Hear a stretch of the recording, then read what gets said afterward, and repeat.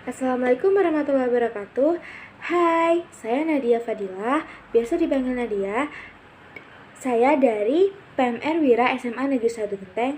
Saya di sini akan menjelaskan bab kesehatan remaja, yaitu HIV dan AIDS. Kenapa HIV dan AIDS masuk dalam bab kesehatan remaja? Karena salah satu faktor penyebab dari HIV dan AIDS adalah pergaulan bebas. Dan pergaulan bebas ini sekarang sedang marak di kalangan remaja. Oke, yang pertama di sini saya akan menjelaskan mengenai pengertian HIV dan AIDS. Apa itu HIV? HIV merupakan virus yang menyerang atau merusak sistem kekebalan tubuh manusia. HIV sendiri merupakan singkatan dari Human Immunodeficiency Virus. Dari namanya saja bisa terlihat bahwa virus ini menjangkiti sesama manusia dan menyerang imun manusia. Memang terlihat remeh, tapi jika sistem kekebalan tubuh kita diserang, maka kita akan lebih rentan terhadap penyakit dan bisa saja virus-virus yang lebih berbahaya daripada HIV ini bisa menyerang dan masuk dalam tubuh kita dengan sangat mudah. Lalu, apa itu AIDS? AIDS adalah suatu kondisi di mana virus HIV ini sudah berkembang dan sudah mulai merusak sebagian dari sistem kekebalan tubuh kita. Jadi pada kondisi ini, penderita sudah sangat rentan terhadap penyakit apapun sehingga penderitanya sudah mengalami komplikasi-komplikasi penyakit yang sulit untuk ditangani. AIDS sendiri merupakan singkatan dari Acquired Immunodeficiency Syndrome.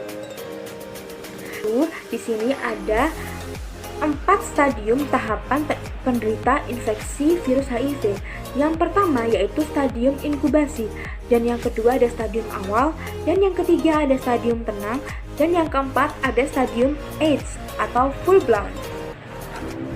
Pada stadium inkubasi ini, penderita sudah terinfeksi virus HIV ini, tapi karena jumlahnya yang masih sedikit, ketika dia melakukan pengecekan darah, maka akan dinyatakan dia negatif HIV. Padahal di dalam plasma darahnya itu sudah terdapat HIV, walaupun jumlahnya sedikit. Jadi HIV ini masih bersembunyi di dalam sel darah putih. Namun, virus HIV ini sudah bisa ditularkan ke orang lain walaupun jumlahnya masih sedikit. Lalu, ada stadium yang kedua, yaitu stadium awal. Pada stadium awal ini, virus HIV mulai membuat virion-virion atau replika-replika dari virus HIV ini dan menyebarkannya ke seluruh tubuh. Jumlahnya bisa berjuta-juta. Jadi di sini mereka mulai merusak sistem kekebalan tubuh manusia dan mulai membuat kita rentan dan lemah terhadap penyakit. Memang pada tahap pertama orang tersebut terkena penyakit HIV atau pada stadium awal mereka tidak akan merasakan gejala apapun. Tapi pada tahap yang kedua ini mereka mulai merasakan gejala-gejala ringan seperti gejala-gejala flu, seperti demam, nyeri, diare, dan penyakit infeksi kulit yang seperti ruam-ruam merah. Dia juga mulai kehilangan nafsu makan dan mengalami penurunan berat badan. Dan biasanya gejala ini terjadi saat 3-6 minggu terinfeksi virus HIV.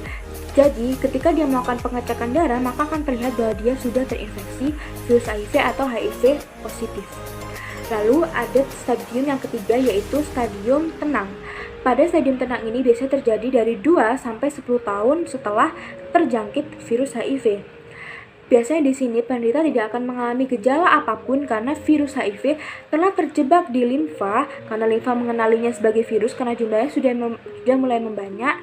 Tapi dia tetap membelah dirinya di dalam limfa tersebut. Jadi sebenarnya walaupun penderita terlihat sehat di luar, sebenarnya virus HIV masih ada di dalamnya dan penularan virus HIV itu masih bisa dilakukan dan masih bisa terjadi jika dia melakukan kontak-kontak yang sudah tidak dilakukan pada penderita yang tidak terkena HIV.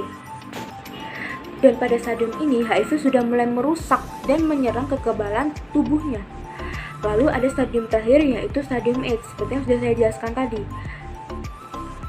Pada stadium ini, virus akan menghancurkan sebagian dari kekebalan tubuh manusia dan membuatnya sangat rentan terhadap penyakit-penyakit yang lebih parah daripada HIV, sehingga penderita akan terlihat sangat lemas dan gejala-gejala berat seperti komplikasi penyakit dan lain-lain itu akan terjadi pada stadium akhir ini.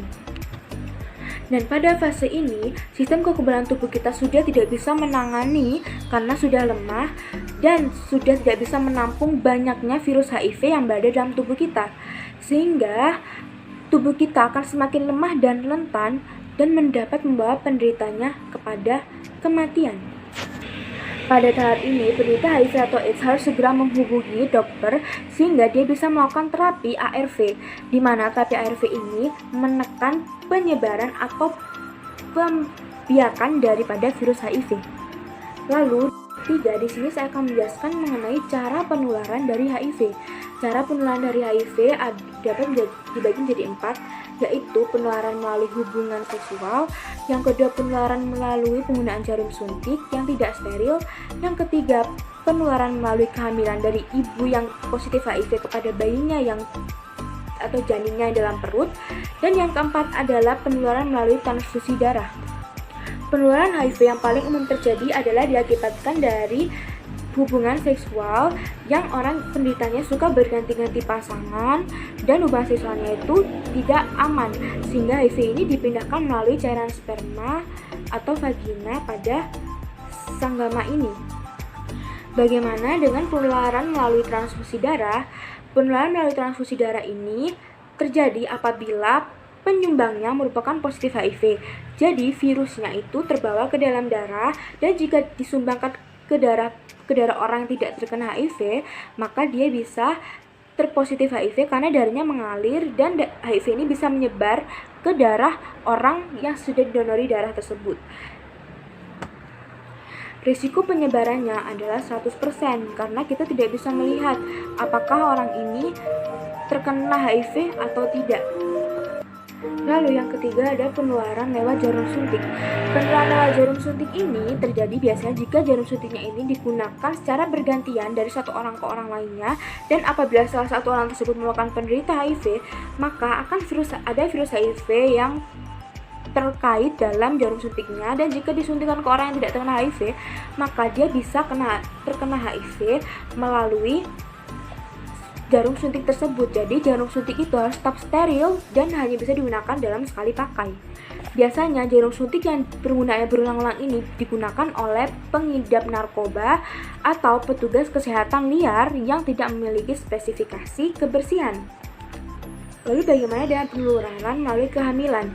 Jika seorang ibu yang hamil dia mengidap HIV, maka bayinya juga akan terkena HIV dengan risiko 20-40% akibat dari adanya virus dalam tubuh ibunya yang menyebar ke dalam tubuh janinnya. Jika ibu yang hamil terkena HIV, maka penting untuknya untuk berkonsultasi dengan dokter agar janinnya tidak terkena virus HIV yang sama dengan dia, dan juga virus HIV dalam tubuhnya dan juga janinnya bisa dikendalikan dan tidak akan berdampak buruk bagi bayi maupun dirinya. Namun, ada juga kegiatan-kegiatan bersama penderita HIV yang tidak membuat kita tertular oleh virus HIV ini. Jadi, tidak semua tindakan seperti contohnya ketika kita bersentuhan kulit ataupun apapun itu tidak menyebabkan kita tertular virus HIV walaupun itu dengan penderita HIV. HIV itu tidak menular melalui air liur, keringat, sentuhan, ciuman, gigitan nyamuk atau bekas toilet. HIV ini lebih menyebar pada kontak cairan tubuh seperti darah atau sperma yang lewat melalui perilaku seksual atau penggunaan jarum suntik yang tidak steril. Beberapa kegiatan bersama penderita HIV yang tidak membuat kita terkena penyakit HIV seperti berjabat tangan dengan penderita HIV atau AIDS, memberikan P3K dengan prosedur yang benar kepada penderita HIV atau AIDS, bermain bersama pengidap HIV, tidur bersama pengidap HIV, digigit nyamuk atau serangga kecil, bertukar pakaian atau barang dengan penderita HIV atau AIDS, anak yang digendong oleh pengidap AIDS, merawat pengidap AIDS sesuai prosedur, dan berenang bersama dengan pengidap AIDS. Tindakan-tindakan tersebut tidak akan membuat kita terkena virus HIV. Lalu, yang terakhir yaitu yang keempat. Di sini saya akan menjelaskan mengenai pencegahan agar kita tidak terkena virus HIV atau AIDS. HIV bisa melakukan pencegahan HIV seperti mencegah masuknya transfusi darah tanpa adanya pengecekan terlebih dahulu terhadap kebersihan darah melalui IMS yang masuk ke dalam tubuh. Lalu berhati-hati ketika menangani segala sesuatu yang tercemar dengan darah segar. Yang ketiga, tidak melakukan hubungan seksual sebelum menikah. Yang keempat, tidak menggunakan nafsa atau mengonsumsi narkoba, psikotropika, dan zat adiktif lainnya. Lalu yang kelima, hanya menggunakan jarum suntik dan alat cukur yang steril dan sekali pakai, jadi tidak bergantian dengan orang lain. Dengan begitu, kebersihan dari jarum suntik itu bisa terjamin.